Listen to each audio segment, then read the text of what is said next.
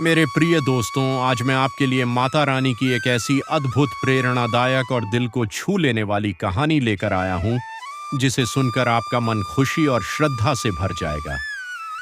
बहुत समय पहले की बात है, जब पृथ्वी पर एक अत्याचारी और शक्तिशाली राक्षस महिषासुर का आतंक फैल गया था। उसने कठोर तपस्या करके भगवान ब्रह्मा से यह वरदान प्राप्त कर लिया था कि कोई भी देवता उसे नहीं मार सकेगा। इस वरदान के कारण वह बहुत घमंडी और निर्दयी बन गया। धीरे धीरे महिषासुर ने अपनी शक्ति का दुरुपयोग करना शुरू कर दिया। उसने स्वर्ग पर आक्रमण किया, देवताओं को हरा दिया और उनका सिंहासन छीन लिया। चारों ओर डर और अंधकार छा गया। कोई भी उसे रोकने वाला नहीं था। देवता दुखी और असहाय होकर इधर उधर भटकने लगे।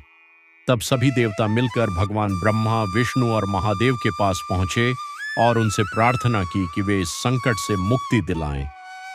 तीनों देवताओं ने मिलकर एक अद्भुत योजना बनाई। उन्होंने अपनी अपनी दिव्य शक्तियों का संयोग किया और उस तेज से एक दिव्य देवी का प्रकट होना हुआ। वही थी माता दुर्गा।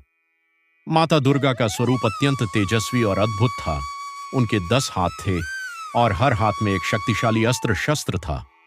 भगवान शिव ने उन्हें त्रिशूल दिया, भगवान विष्णु ने चक्र, इंद्रदेव ने वज्र और अन्य देवताओं ने भी उन्हें अपने अपने दिव्य हथियार प्रदान किए। माता दुर्गा सिंह पर सवार होकर युद्ध के लिए तैयार हो गईं।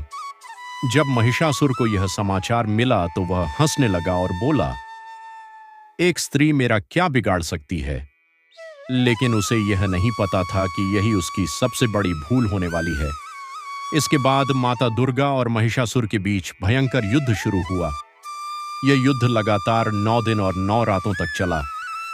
हर दिन युद्ध और भी कठिन होता गया। महिषासुर बार बार अपनी माया से रूप बदलता। कभी विशाल भैंसा बन जाता, कभी शेर, कभी हाथी, तो कभी मनुष्य का रूप धारण कर लेता। लेकिन माता दुर्गा ने धैर्य और साहस नहीं खोया।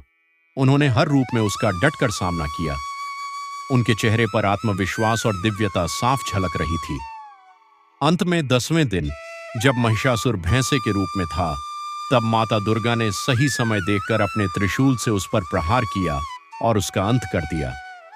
इसी के साथ बुराई का अंत हुआ और अच्छाई की विजय हुई। देवताओं ने खुशी से माता दुर्गा की स्तुति की और उनका धन्यवाद किया। चारों ओर उत्सव मनाया गया, दीप जलाए गए और खुशियां मनाई गईं।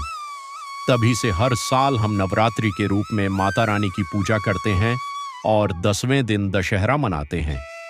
यह पर्व हमें याद दिलाता है कि चाहे बुराई कितनी भी ताकतवर क्यों न हो, अंत में जीत हमेशा सच्चाई और धर्म की होती है।